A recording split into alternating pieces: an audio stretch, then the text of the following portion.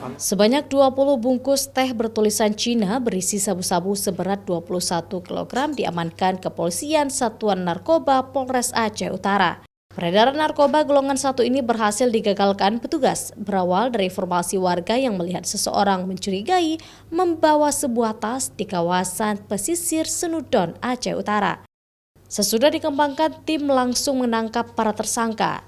Setelah mengamankan 2 orang tersangka, petugas kembali melakukan penyelidikan sehingga berhasil menemukan 8 bungkus paket sabu-sabu lain yang disembunyikan tersangka BT di belakang rumah mertuanya.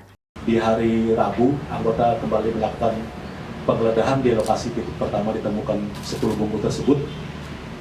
Di belakang rumah, di samping pohon bambu, ditemukan lagi 8 bungkus.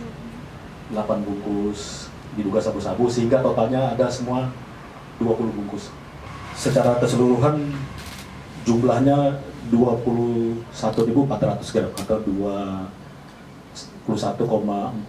kg berat bruto. Total barang bukti yang berhasil diamankan kepolisian sebanyak 20 bungkus sabu seberat 21 kg dengan nilai rupiah mencapai 20 miliar. Tersangka dijerat Undang-Undang Narkotika dengan ancaman hukuman seumur hidup atau hukuman mati.